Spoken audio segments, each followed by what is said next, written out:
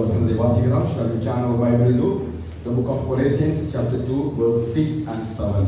Book of Colossians chapter 2 verse 6 and 7. ஆகையால்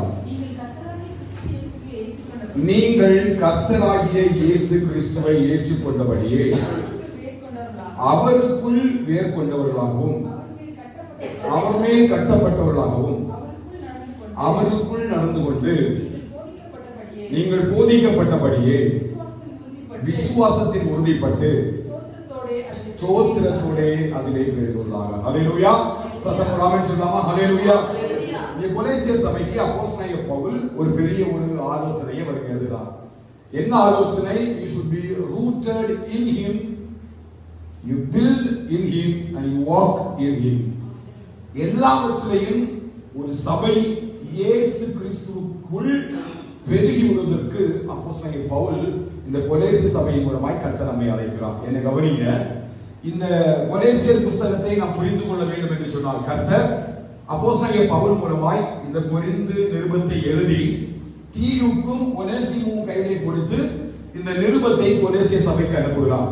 இந்த கொலோசியர் சபையுடைய சரித்திரம் தெரிந்தால் மட்டும்தான் எப்படிப்பட்ட சூழ்நிலையில் இந்த நிருபம் எழுதப்பட்டது என்பதையும் எதற்காக அவருக்குள் அவருக்குள் அவருக்குள் என்று சொல்லி மறுபடியும் மறுபடியும் மறுபடியும் கிறிஸ்துவுக்கு உள் ஒரு சபை வளர வேண்டும், கட்டப்பட வேண்டும், கனி கொடுக்க வேண்டும், வேர்க்கப்பட வேண்டும் என்று சொல்லி மறுபடியும் அவருக்குள் அவருக்குள் அவருக்குள் என்று எழுதியுள்ளது என்று சொன்னால் ஏதோ ஒரு சூழ்நிலை அதிகமாக சபைகளுக்குள்ள பாதித்ததினால அவர் மறுபடியும் அவர்களை கொஞ்சம் கண்டிப்புடன் எழுதுகிற ஒரு காரியத்தை பார்க்க முடியும்.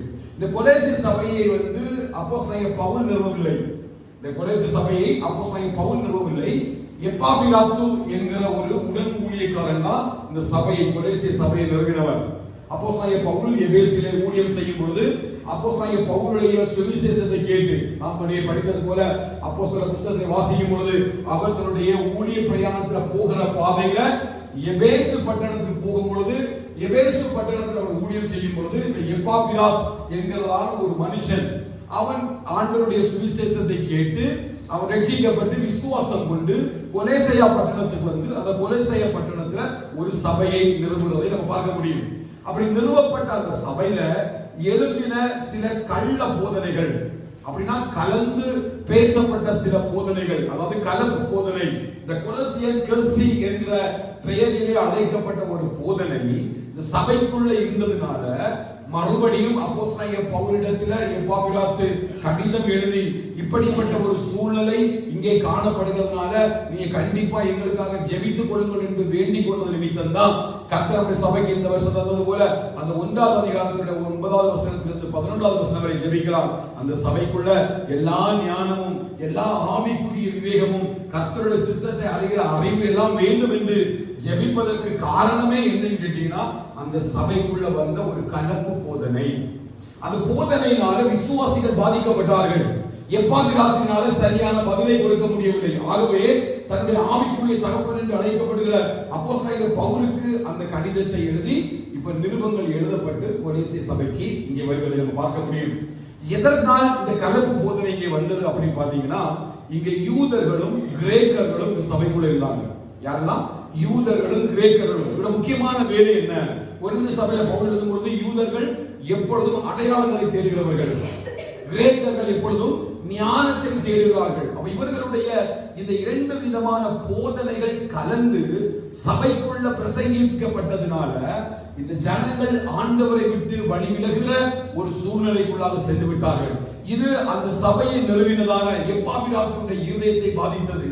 சபை விசுவாசத்தை விட்டு விலகுவதையும் சத்தியத்தை விட்டு விலகுவதையும் பார்த்த எப்பாபிராத்துடைய இருதயத்தினுடைய வேதனைகளை அவர் தன்னுடைய ஆவிக்குரிய தகப்பனாகிய பவுலுக்கு எழுதும் பொழுது பவுல் நிருபத்தை எழுதி இந்த தீகுக்கு ஒனேசிமு என்கிறதான உடன் ஊழியக்காரர் என்று சொல்லி அழைக்கப்படுகிற தம்முடைய பிள்ளைகளிடத்துல அந்த நிருபங்களை அவர் கொடுத்து விடுவதை பார்க்க முடியும்.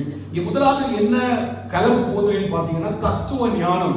யூதர்கள் சொன்னாங்க உலகத்தினுடைய வழிபாடுகள் மூலமாகத்தான் நம்ம அறிவை பெற்றுக் கொள்ள முடியும். என்ன சொன்னாங்க? உலகத்தினுடைய வழிபாடுகள் மூலமாக. உலகத்துல வழிபாட்டு முறை கொண்டு இருக்குது, யூதர்களுக்கு ஒரு சடங்காச்சாரம் இருக்குது. அப்படிப்பட்ட அந்த மத சடங்குகள் மூலமாக தான் நம்ம எதை சுதந்திரித்துக் கொள்ள முடியும்? அறிவை சுதந்திரித்துக் கொள்ள முடியும் எழுதுறாங்க. அதனாலதான் பவுல் 2ஆம் அதிகாரம் 3வது வசனத்தை அவர் அதுக்கு பதில் எழுதுறார் பாருங்க. அந்த தத்துவ ஞானத்திலிருந்து அந்த ஜனங்களை விடுவிக்கும்படி 2ஆம் அதிகாரம் 3வது வசனம் வாசிங்க. அவருக்குள் பவுல் எழுதுறாரு, இந்த கிரேக்கர்கள் சொல்லுகிறது போல இந்த உலகத்தினுடைய காரியங்களால ஒன்று என்ன கிடைக்காது, ஞானமும் அறிவும் கிடைக்காது. இந்த ஞானத்தையும் அறிவையும் சபை எங்கிருந்து பெற்றுக்கொள்ள முடியும் என்று சொல்லி நீங்க கேட்டீர்கள், கிறிஸ்துவுக்கு உள்ளதான் என்ன இருக்குது, ஞானம் அறிவு என்ற பொக்கிஷம் இருக்குது. ஏன் இந்த ஞானத்தையும் அறிவையும் பொக்கிஷம் என்று நீங்க கேட்டீங்க அப்படின்னா, நீதிமொழிகள் 3ஆம் அதிகாரத்தை நீங்க வாசிக்கும் பொழுது இந்த ஞானம் வெள்ளியின் வர்த்தகத்தை பார்க்கிலும் அது பெரியதா இருக்கிறது, அது பொன்னினுடைய வர்த்தகத்தை பார்க்கிலும் அதிகமா இருக்கிறது. சாலமோன் எழுதுறாரு, நீ இச்சிக்கப்படத்தக்கவைகளில் ஒன்றுமே இந்த ஞானத்துக்கு நிகர் அல்ல. அப்ப உலகத்துல எது பொக்கிஷம்? ஞானமும் அறிவும். நீங்க 2ஆம் அதிகாரத்தை நீங்கள் வாசித்தீர்கள் என்று சொன்னால், கர்த்தருடைய வாயில் நின்று இந்த ஞானமும் அறிவும் வரும் என்று அழைக்கப்படுகிறது. அதான் பவுல் சொன்னாரு, இந்த கிரேக்கர்ல நம்பாதுங்க, ஞானம் உலகத்திலிருந்து வருகிறதில்ல, இந்த ஞானத்தை தேவன் நமக்கு தருகிறார். அல்லேலூயா. இது எப்படி கிடைக்கிறது? கர்த்தருக்கு பயப்படுகிற பயமே ஞானத்தின் ஆரம்பம். அப்ப இப்படிதான் கிடைக்கும் என்று சொல்லி அந்த முதல் கலந்த போதனைக்கார பதில் எழுதுகிறார். 2வது என்ன போதனை கேட்டீங்கன்னா, யூத மத சடங்குகள். அதை 16வது வசனத்தை 17வது வசனத்தை வாசிங்க. 16 17 போஜனத்தையும் பானத்தையும் குறித்தாவது, பண்டிகை நாளையும் மாதப்பிறப்பையும் ஓய்வு நாட்களையும் குறித்தாவது ஒருவனும் உங்களை குற்றப்படுத்தாது இருப்பானாக. அவைகள் வரும் காரியங்களுக்கு நிழலாய் இருக்கிறது, அவைகளின் பொருள் கிறிஸ்துவை பற்றினது. 2வது கலந்த போதனை எதற்காக இந்த நிறுவனம் எழுதப்பட்டது அப்படின்னா, உணவு பழக்க வழக்கங்கள், பண்டிகைகள் இவைகளை ஆசரிப்பதன் மூலமாக மட்டும்தாமே நம்ம என்ன செய்ய முடியும், பரிசுத்தமாய் வாழ முடியும். அதாவது உடலை ஒடுக்கி நீங்க பண்டிகைகளை ஆசரிக்க வேண்டும், ஓய்வு நாட்களை ஆசரிக்க வேண்டும். அப்படி அந்த யூதர்கள் தங்களுக்கு பழைய ஏற்பாட்டின் மூலமாய் கொடுக்கப்பட்ட இந்த மத சடங்குகள் என்ன செய்றாங்க, இந்த சபைக்குள்ள பரவி விட்டாங்க. நீங்க ஆராதனைக்கு போனா ஓய்வு நாள் ஓய்ந்து இருக்க வேண்டும் என்பதும், அந்த மத சடங்குகளின் படியே நீங்க ஆராதித்தாதான் பரிசுத்தமாக வேண்டும் என்று சொல்லி அவர்களுக்கு கட்டளை கொடுத்து கட்டாயப்படுத்தினார்கள். அதெல்லாம் பவுல் எழுதுறாரு, அவைகள் வரும் காரியங்களுக்கு நிழலா இருந்தது இல்லையா? எப்படி அது நிழல், இப்பொழுது நிஜம். யார் வருவதற்கு? இயேசு கிறிஸ்து வருவதற்கு அது நிழலா இருந்தது. இப்பொழுது இயேசு கிறிஸ்து வந்து விட்டதினால இப்ப அவரே நம்முடைய வாழ்க்கையில் நிஜமா இருக்கிறார். அப்ப அவர் மூலமாக தான் இந்த பரிசுத்தம் நமக்கு கொடுக்கப்படுகிறது என்பதான 2வது கலந்த போதனை. 3வது கலந்த போதனை என்னன்னு கேட்டீங்கன்னா, தேவதூதர்களை வணங்குதல், worship of angels. 18 19 வாசிங்க. 19 வாசிங்க முதல்ல. மாயமான தாழ்மையும் தேவதூதர்களுக்கு செய்யும் ஆராதனையிலும் விருப்பமுற்று போதுவக்கா என்ன அவர் மெயின் பண்றாரு பாத்தீங்கன்னா, தேவதூதர்களுக்கு ஆராதனை செய்தல். நமக்கு தெரியும், இந்த ரோமன் கத்தோலிக்க திருச்சபையில பாத்தீங்கன்னா செயின்ட்ஸுக்கும் ஏஞ்சல்ஸுக்கும் சிலை வைத்து அவங்க வழிபடுவாங்க. இதனுடைய எதற்காக இப்படிப்பட்ட ஒரு போதனை அப்படின்னா, தேவன் பரிசுத்தமானவர். அப்ப தேவனை நம்ம என்ன செய்ய முடியாது, நேரடியாக பரிசுத்தமா தேவனை நம்ம உறவு கொள்ள முடியாது, அந்த ரிலேஷன்ஷிப் இருக்காது, ஐக்கியம் வராது, ஃபெல்லோஷிப் பண்ண முடியாது. அதனால நம்ம யாரிடத்துல ஜெபிக்கணும்? தேவதூதரிடத்துல ஜெபிக்கும் பொழுது, இல்லையா, கேப்ரியேல் மிகாவேல் என்று சொல்லி தேவதூதர்கள் இருக்கிறாங்க. அவரிடத்துல நம்ம ஜெபிக்கும் பொழுது அவர்கள் நம்முடைய ஜெபத்தை கொண்டு போறாங்க, பிதாவாகிய தேவனிடத்துக்கு கொண்டு போறாங்க. அதுதான் இந்த தேவதூதர்களுக்கு செய்யக்கூடிய ஆராதனை, அது மாயமான தாழ்மை. சொல்ல புரியுதா? அப்ப தேவதூதர்கள் ஆராதிக்கும்படியாக ஒரு கூட்ட ஜனம், நம் தேவன் பரிசுத்தம் உள்ளவர், நம்ம நேரடியாக தேவனை அணுக முடியாது, நமக்கு தேவனுக்கு ஒரு பெரிய பிளவு இருக்குது. ஆகவே நீங்க இந்த தேவதூதர்களுக்கு ஆராதனை செய்யும் பொழுது, நீங்க தேவதூதர்களை வணங்கும் பொழுது நிச்சயமாக அந்த தேவதூதர்கள் என்ன பண்றாங்க, இந்த ஜெபத்தை கொண்டு பிதாவாகிய தேவனிடத்தில் போறாங்க. ஏன்னா அந்த தேவதூதர்கள் பரிசுத்தம் உள்ளவர்கள் என்று அழைக்கப்படுவார்கள். இன்றைக்கும் காலகட்டத்தில் நம்ம இந்திய தேசத்துல அநேக சபைகள் யாரை வழிபடுகிறார்கள் கேட்டீங்கன்னா, தேவதூதர்களை வழிபடுகிறார்கள். மிகாவேலை வழிபடுறாங்க, சில தூதர்களை வழிபடுறாங்க, சில செயின்ட்ஸை வழிபடுறாங்க. எதற்காக? நீர் எங்களுக்காக வேண்டிக் கொள்ளும். அவருடைய ஜெபமே அதுதான். அந்த சிலை முன்பதாக நின்று நீர் எங்களுக்காக வேண்டிக் கொள்ளும். மரியாதை ஜெபிக்கிறாங்க, மரியாதை நீர் எங்களுக்காக வேண்டிக் கொள்ளும். ஒவ்வொரு பெயரை சொல்லி ஜெபிக்கிறாங்க. என்ன காரணம் அப்படின்னா, தேவன் பரிசுத்தமானவர். அதனால அவங்கள நேரடியாக தேவனை தரிசிக்க முடியாது. ஒருவேளை அந்த மேரி நமக்கு உதவி செய்யலாம், the father of Jesus or Joseph நமக்கு உதவி செய்யலாம் என்று சொல்லி அவங்க அழைக்கிற ஒரு கள்ள போதனை இங்கே இருந்ததனால தான் அவர் அந்த 18வது வசனத்தை சொல்றாரு பாருங்க, கணுக்களாலும் கட்டுகளாலும் உதவியை பெற்று இணைக்கப்பட்டு தேவ வளர்ச்சியாய் வளர்ந்தேறுகிற சரீரம் முழுவதும் ஆதரிக்கிற தலையாகிய இயேசு கிறிஸ்துவை அவர் முன்வைக்கிறார். அப்ப இப்படிப்பட்ட கலந்த போதனைகள். அடுத்தது பாத்தீங்கன்னா 21வது வசனம் வாசிங்க. மனுஷருடைய கற்பனைகளின்படியும் போதனைகளின்படியும் நடந்து தொடாதே, ருசிபாராதே, தீண்டாதே என்கிற கட்டளைகளுக்கு உட்படுகின்றன. 20வது வசனம். நீங்கள் கிறிஸ்துவுடனே கூட உலகத்தின் வழிபாடுகளுக்கு மரித்ததுண்டானால், பாருங்க, நீங்க கிறிஸ்துவுடனே கூட உலகத்தின் வழிபாடுகளுக்கு நீங்க மரித்ததுண்டானால் இன்னும் உலக வழக்கத்தின்படி நீங்க பிழைக்கிறது என்ன? கேள்வி கேட்கிறாரு. நீ சாப்பிடாத, இதை தொடாத, இதை செய்யாத, நீ இந்த மாதிரி வாழ்ந்தாதான் ஒரு சரீரத்துல நீ பரிசுத்தமா வாழ்ந்தாதான் சொல்றாரு. இந்த உணவு எல்லாமே நம்மளோட மாம்சத்தை பேணுவதற்காக மட்டும்தான் கொடுக்கப்படுகிறது இல்லையா? இது மாம்சத்தை பேணுவதற்காக மட்டுமே தவிர அது கிறிஸ்துவை பற்றியது அல்ல. நம்மளோட வாழ்க்கையில பரிசுத்தத்தை கொண்டு வருகிறதே அல்ல. அதனால உலக வழிபாடுகளுக்கு மரித்த நீங்கள் மறுபடியும் உலக வழிபாடுகளிலேயே நீங்கள் ஏன் சென்று காரியங்களை செய்கிறீர்கள்? இந்த 4 விதமான போதனைகளும் இந்த கொலோசே சபையில அதிகமா யாரை பாதித்தது? சபையில் உள்ள விசுவாச குடும்பங்களை பாதித்தது. அப்படி விசுவாச குடும்பங்களை பாதித்ததுனால அந்த சபையை நிறுவின எப்பாபிராக்கு அந்த நிருபத்தை எழுதி வாங்குவதை நம்ம பார்க்க முடியும். அதனாலதான் இதை மறுபடியும் அந்த 3 இடத்திலையும் அவருக்குள் நீங்கள் வேறு கொண்டவர்களாகவும் அவருக்குள் நீங்கள் நடந்து கொண்டு அவருக்குள் கட்டப்பட்டவர்களாக விசுவாசத்திலே ஸ்திரப்பட்டு ஸ்தோத்திரத்தோடு கூட பெருகுவீர்களாக என்கிற ஒரு முழுமையான ஒரு சுவிசேஷத்தை அவர் எழுதினார். இந்த நிருபத்துடைய முக்கியத்துவம் என்னன்னா, கிறிஸ்து ஒருவரே பரிபூரணம் உள்ளவர், கிறிஸ்து ஒருவரே தேவன், அவரே இல்லாம வேற தேவன் இந்த உலகத்துல இல்ல என்கிற ஒரு முக்கியமான ஒரு ஆவிக்குரிய சத்தியத்தை உலக மனுஷனுக்கு எழுதுகிறார், சபைக்கு எழுதுகிறார். இதை நம்ம கவனிக்க வேண்டும். இங்கே எழுதப்பட்ட நிருபங்கள் எல்லாம் உலகத்தில் வாழ்கிற மனுஷர்களுக்கு எழுதப்பட்டது அல்ல. இது யாருக்கு எழுதப்பட்டது? சபையில் உள்ள விசுவாசிகளுக்கு எழுதப்பட்டது. அப்ப நிச்சயமா சபையிலையும் ஜனங்கள் என்ன பண்றாங்க? வஞ்சிக்கப்படுகிறார்கள். அதனால எழுதுற பாருங்க, தன் மாம்ச சிந்தையிலே வீணாய் இருமாப்பு கொண்டிருக்கிற எவனும் உங்கள் பந்தய பொருளை நீங்கள் இழந்து விடாதபடிக்கு என்ன பண்ணுங்க? நீங்க உங்களை வஞ்சியாதபடிக்கு பாருங்கள். அப்ப சபைக்கு உள்ள சில சத்தியங்கள், சபைக்கு உள்ள பிரசங்கிக்கப்படுகிற சில வார்த்தைகள், சில தவறான போதனைகள், உபதேசங்கள் எதை பாதிக்கிறது? நம்முடைய பந்தய பொருளை. ஆமென். தேவன் நமக்கு நியமித்திருக்கிற ஓட்டத்தில் நம்ம எப்படி ஓடணுமா? பொறுமையோட ஓடும்படி கர்த்தர் நம்மை அழைத்திருக்கிறார். அப்படி ஓடும் பொழுது இந்த வேத வசனத்தை நம்ம வாசித்து தியானித்து அதை ஆராய்ந்து நடக்கும் பொழுதுதான் கர்த்தர் நமக்கு நியமித்த பாதைகளில் ஓட முடியும். அப்ப கொலோசே சபையை மாத்திரமல்ல, அப்போஸ்தலனாகிய பவுல் சில சபைகளுக்கு நிருபங்கள் எழுதும் பொழுது எல்லா சபைகளிலும் இப்படிப்பட்ட குழப்பவாதிகள், போதனைகளை மாற்றுகிறவர்கள், வசனத்தை திரித்து பேசுவது இருந்ததுனால சபைக்கு இப்படிப்பட்ட நிருபங்கள் தேவைப்பட்டது. அதனாலதான் அந்த 6வது வசனத்தை எழுதுறாங்க. 6வது வசனத்தை வாசிக்கலாம் திரும்ப மறுபடியும். ஆகையால் நீங்கள் கர்த்தராகிய இயேசு கிறிஸ்துவை ஏற்றுக்கொண்டபடியே பாருங்க, நீங்க எப்படி கொலோசிய சபையே நீங்க எப்படி கர்த்தராகிய இயேசு கிறிஸ்துவை ஏற்றுக்கொண்டீர்களோ அப்படியே நீங்க கிறிஸ்துவுக்குள்ள நிலைத்திருங்கள். அவர் முதலுடைய ஆலோசனை அதுதான். கர்த்தராகிய இயேசு கிறிஸ்துவை நீ எப்படி ஏற்றுக்கொண்டீங்களோ அப்படி என்ன செய்யுங்க? சபைகளுக்குள்ள நிலைத்திருங்க.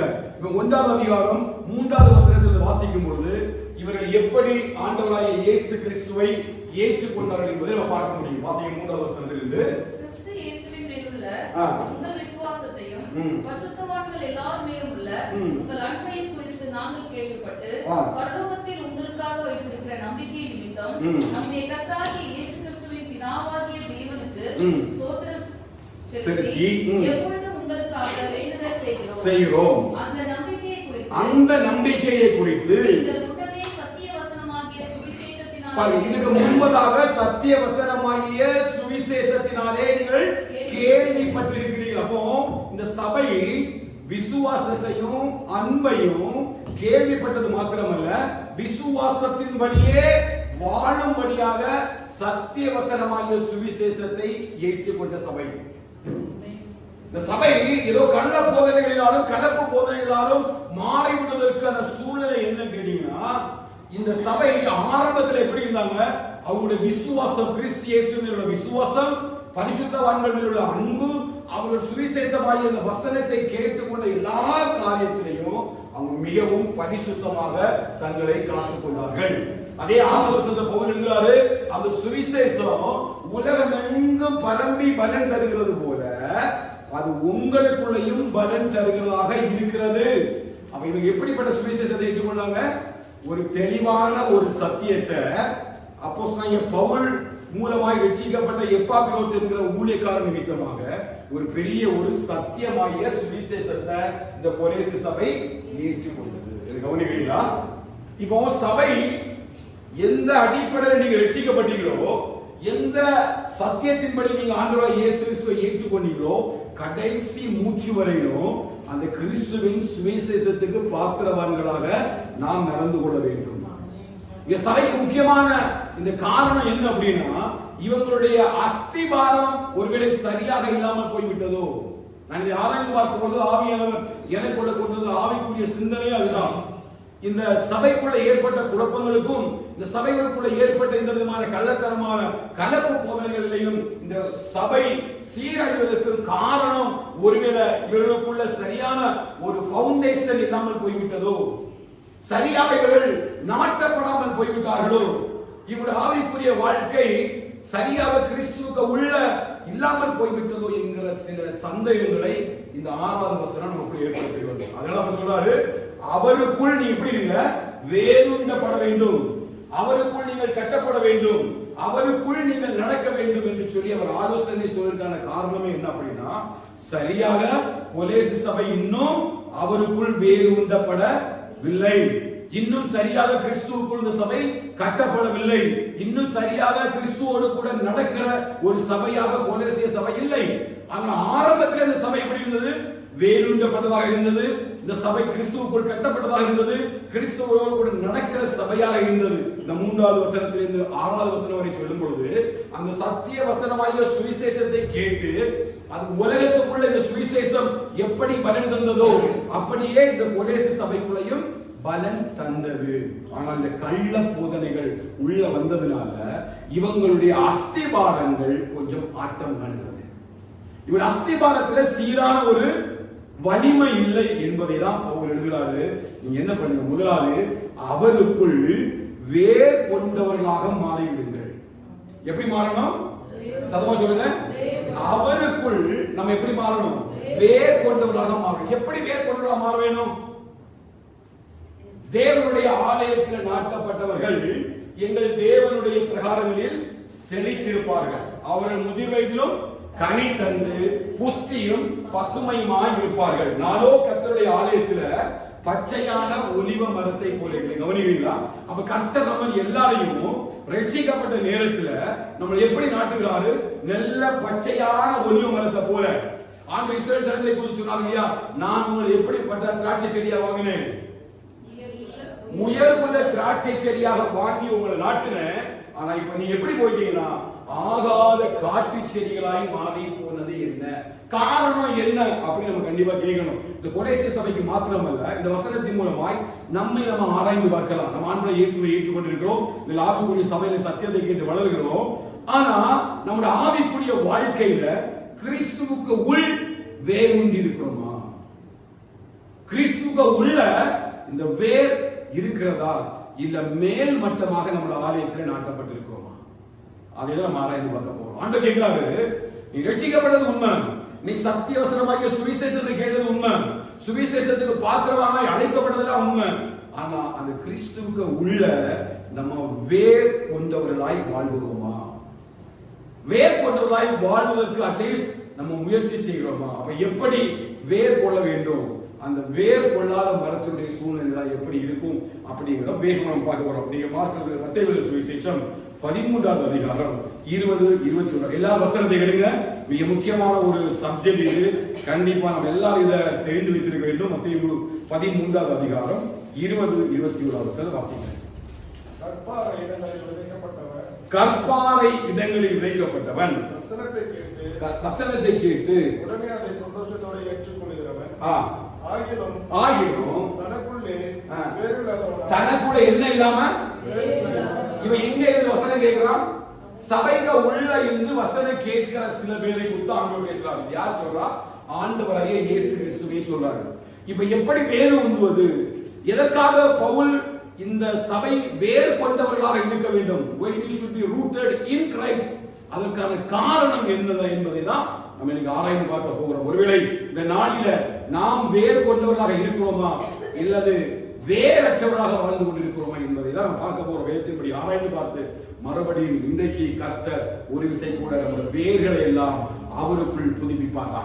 சில பட்டு போன மரங்கள், சில வேறற்று போன சில மரங்கள், வேறற்று போன வாழ்க்கை, கனியற்ற வாழ்க்கை, பட்டு போன சில சூழ்நிலை இருக்கிற நம்முடைய ஆவிக்குரிய வாழ்க்கைய இந்த வசனத்தின் மூலமாய் மறுபடியும் கர்த்தர் வேர் கொள்ள வைப்பார் நான் விசுவாசிக்கிறேன். நம்ம ஜெபிக்க போற ஆண்டவரே, கொலேசி சபைக்கு மாத்திரமல்ல எங்கள் ஒவ்வொருடைய வாழ்க்கையிலையும் இந்த வேர் கொண்டு வாழ்கிற அனுபவத்தை கர்த்தர் நாளிலே நமக்கு தருவாராக. இப்ப பாருங்க, சபையில ஒருத்தன் வசனம் கேட்கிறான், வசனத்தை கேட்கிறான், தெளிவா வசனத்தை கேட்கிறான், அவனோட காதுகள் தேவனுடைய வார்த்தை போகுது. ஆனா பாருங்க, ஆங்கிலம் தனக்குள்ள என்ன இல்ல, வேர் இல்லாதனால கொஞ்ச காலம் மட்டும் என்ன செய்யலாம், நிலைத்திருப்பான். ஆண்டவர் சொல்றாரு, அவன் வசனத்தை கேட்கிறான், சந்தோஷமா ஏற்றுக்கொள்றான். வசனத்தை கேட்டா சந்தோஷமா அதை கேட்கிறான். வசனம் அவனுக்கு புரியுது, வசனத்தினுடைய ஆழங்கள் அவனுக்கு புரியுது. அந்த வசனத்தின்படி வாழ வேண்டும் என்கிற எண்ணமும் விருப்பமும் அந்த மனுஷனுக்கு இருக்குது. ஆனா அந்த விருப்பம் எதை கொண்டு வரலன்னு கேட்டீங்கன்னா, வேறிடப்பட தன்மையை கொண்டு வரல. அவன் வெறும் வசனத்தை கேட்கிறதுனால மட்டும், என்ன கவனிங்க, இந்த வசனத்தை கேட்கிறதுனால மட்டும் நம்ம என்ன செய்ய முடியாது, கனி கொடுத்து விட முடியாது. வசனத்தை வாசிக்கிறதுனால மட்டும் நம்ம என்ன செய்ய முடியாது, கனி உள்ள வாழ்க்கை வாழ முடியாது.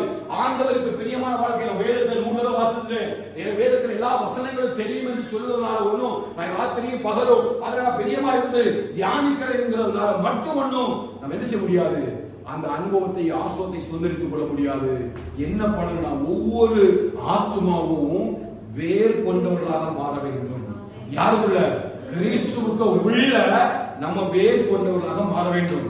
வசனத்தை கேட்கிறதுனால ஒண்ணு என்ன செய்யாது, அங்க வேர் வராது. ஏன் அப்படின்னா, அது வேர் இல்லாம இருக்கிறதுனால கொஞ்ச காலம் மாத்திரமே இருக்குது. சபைக்குள்ள இருக்கும், இந்த சபைக்குள்ள இந்த மரம் எப்படி இருக்கும், வசனத்தை கேட்டுட்டே இருக்கும். இது பார்க்க நல்ல வசனம் கேட்கும், ஆமென் சொல்லும், அல்லேலூயா சொல்லும், நல்ல அழகா வசனத்தை ரொம்ப அதிகமா ஏற்றுக்கொள்றது போற நல்லாவே சொல்லும். ஆனா கொஞ்சம் ஒரு சின்ன ஒரு தடுமாட்டம் வந்தாச்சுன்னா என்ன பண்ணிடும், என்ன சொல்லுது, வசனத்தின் நிமித்தமாக உபத்திரமும் துன்பமும் உண்டான உடனே அந்த மரம் என்ன செய்யுது, சத்தமா சொல்லுங்க, ஏன் இடவடையுது, வேர் இல்லாதனால. அப்ப கண்டிப்பா வசனத்தின் நிமித்தமா என்ன வரும், துன்பம் வரும், உபத்திரம் வரும், விசுவாசம் சோதிக்கப்படும். கர்த்தர் நம்மை சோதித்தறிகிற தேவனாக இருக்கிறார். அப்ப வசனத்தின் நிமித்தமாய் வரக்கூடிய இந்த துன்பங்களில நீங்க நிலைத்து நிற்க வேண்டும் என்று சொன்னால் நீங்க எப்படி இருக்கணும்னா, சபைக்கு உள்ள வேர் கொண்டவர்களாக இருக்க வேண்டும். சத்தமாக சொல்லுங்க, சத்தமாக சொல்லுங்க. உங்க வாழ்க்கை ஆசீர்வாதமாக மாற வேண்டும் என்று சொன்னால், உங்க வாழ்க்கையில ஆவிக்குரிய ஆசீர்வாதங்களை சுதந்திரித்துக் கொள்ள வேண்டும் என்று சொன்னால், பரலோக ராஜ்யத்துக்கு நம்ம சுதந்திரவாளியாய் மாற வேண்டும் என்று சொன்னால், வெறும் வசனத்தை வாசிக்கிறதுனாலையும் கேட்கிறதுனாலையும் நம்ம என்ன செய்ய முடியாது, மாற முடியாது. எப்படி மாறணும்னு கேட்டீங்கன்னா, அந்த வசனத்தின்படி வாழ்வதோடு கூட வேர் கொண்டவர்களாக மாற வேண்டும். அது எப்படி வந்து பாருங்க, அது அடுத்த 23வது வசனம் வாசிங்க. நல்ல நிலத்தில் விதைக்கப்பட்டவரும் பாருங்க, வசனத்தை இப்ப யார் தான் வேர் கொண்ட முடியும் சபையில, திரும்ப வாசிங்க. அவன் நல்ல நிலத்தில் விதைக்கப்பட்டவன் அவன் ஊமையை சொல்றாரு. அவன் எப்படி வாழ்வான் பாருங்க, வசனத்தை கேட்கிறவனும், சத்தமா சொல்லுங்க, கேட்கிறவனும், இன்னும் சத்தமா கேட்கிறவனும் உணர்கிறவனுமாய் இருக்கும் பொழுது அது நல்ல நிலத்தில் வைக்கப்பட்ட மரமா. இப்ப வசனம் சொல்லுது, கர்த்தருடைய ஆலயத்தில் நாட்டப்பட்டவர்கள் எங்கள் தேவனுடைய பிரகாரங்களில் செழித்திருப்பார்கள். ஏன்? இவங்க கேட்கிறவாய் மாத்திரமல்ல, இவர்களுக்குள்ள உணர்வுள்ள ஒரு வாழ்க்கை இருக்கு. தாவீது சொல்லுகிற, ஆண்டவரே எனக்கு உணர்வுள்ள இருதயத்தை தாரும், அப்பொழுது நம்முடைய கட்டளைகளை நான் கைக்கொள்வேன். எனக்கு உணர்வை தாரும், எனக்கு உணர்வுள்ள இருதயத்தை தாரும். நிறைய வசனம் கேட்கிறாங்க, ஆனா வசனத்தின்படி உண்டாகிற உணர்வு இல்ல. பாவம் செய்யாதன்னு படிக்கிறாங்க, பொய் சொல்லாதன்னு படிக்கிறாங்க, கோல் சொல்லக்கூடாதுன்னு படிக்கிறாங்க, மற்றவங்களை பற்றி இழிவா பேசக்கூடாதுன்னு படிக்கிறாங்க, கர்த்தருக்கு பிரியமில்லாத காரியத்தை எல்லாம் செய்யக்கூடாதுன்னு வேதத்தை தேடி தேடி தேடி வாசிக்கிறாங்க. ஆனா அந்த பாவம் செய்யும் பொழுது என்ன வரலன்னு கேட்டீங்கன்னா உணர்வு வரல. அந்த உணர்வு வராதனால பிசாசு என்ன பண்ணிடுவான், அந்த இருதயத்திலிருந்து அந்த வசனத்தை அவன் ஆலயத்தில் வந்து வசனத்தை கேட்கறதுனால மட்டும் என்ன செய்ய முடியாது, நம்ம வேறு ஊண்டி வாழ முடியாது. இந்த வேர் எப்ப ஊண்டப்படுது அப்படின்னா, எப்பொழுது தேவனுடைய ஆலயத்தில் பச்சையான ஒளிவு மரத்தை போல கர்த்தர் விரும்புகிற கனிகளை கொடுக்கிற மரமாக நம்ம வாழ ஆரம்பிக்கிறோம்னா வசனத்தை உள்ள உணர்வு. வசனம் சொல்லுது, கர்த்தர் பரலோகத்திலிருந்து மனுபுத்திரரை கண்ணோக்கி பார்க்க. எதற்காக? உணர்வுள்ள மனுஷன், தேவனை தேடுகிற உணர்வுள்ள மனுஷன் உண்டோ என்று சொல்லி பார்க்கும்படிக்கு கர்த்தர் நம்மை கண்ணோக்கி பார்க்கிறார். எத்தனை பேர் உணர்வோட தேடுறீங்க? காலையில எத்தனை பேர் கடமைக்காக ஜெபிக்கிறீங்க? எத்தனை பேர் கடமைக்காக வேத வாசிக்கிறீங்க? ஏதோ வேதத்தை வாசித்து முடிக்கணும்னு எத்தனை பேர் வாசிக்கிறீங்க? எத்தனை பேர் உணர்வுள்ள இருதயத்தோடு கூட ஆண்டவரே உம்முடைய வழிகளிலே நான் நடப்பதற்கு, என்னை செவ்வையான பாதையை நடக்க போனதற்கு, அப்படிப்பட்ட உணர்வுள்ள இருதயத்தோடு கூட எத்தனை பேர் நம்ம வேதத்தை வாசிக்கிறோம்? இந்த உணர்வுள்ள வாழ்க்கை தான் பவுல் சொல்றாரு. கள்ள போதனைகள் நிச்சயமா சபைக்குள்ள வரும். பிசாசானவன் யாரையாவது எழுப்பி நம்முடைய வாழ்க்கையில சுவிசேஷத்தை விட்டு வழி விலகுவதற்கு சில சூழ்நிலை கொண்டு வருவான். உலகத்தின் ஆசைகளை கொண்டு வருவான், உலகத்தின் மயக்கங்களை கொண்டு வருவான், ஐஸ்வர்யத்தினுடைய மயக்கத்தை கொண்டு வருவான், உலக பொருளாதாரத்தினுடைய மயக்கத்தை நம்மிடத்தில் கொண்டு வருவான். ஆனா தேவனை தேடுகிற உணர்வு இல்லாமல் ஒரு மனுஷன் வாழ்வான் என்று சொன்னால் நிச்சயமாய் அவன் தேவனுடைய ஆசீர்வாதத்தை பெற்றுக் கொள்ளவே முடியாது. இதுல எல்லாம் என்ன பண்ணுகிறான்னா விழுந்து விடுகிறான். என்ன பண்றான்? விழுந்து விடுகிறான். காரணம் என்ன?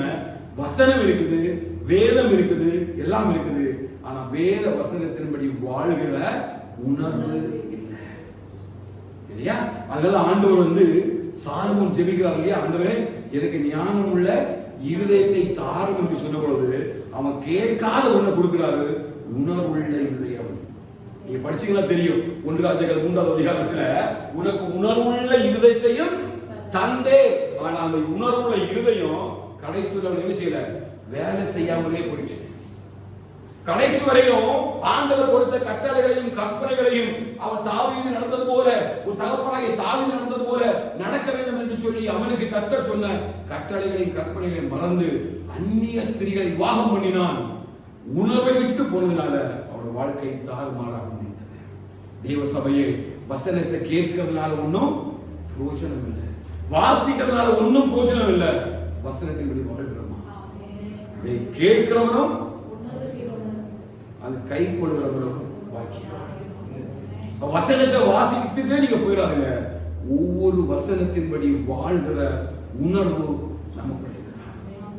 உணர்வு நமக்குள்ள இருக்கிறார். வேறு உணர்வாக நம்ம இருக்கிறோமா? அப்படிப்பட்ட உணர்வு இல்லை அப்படின்னா யூதாவை எழுதும்போது எழுதுகிறார்களா, 2 தரம் செத்த வேறுள்ள அப்படிப்பட்ட ஒரு ஆத்துமாவாய் நம்முடைய வாழ்க்கை மாறுகிறது. யூதா எழுதின புஸ்தகம் 12ஆம் வசனத்தை வாசிங்க.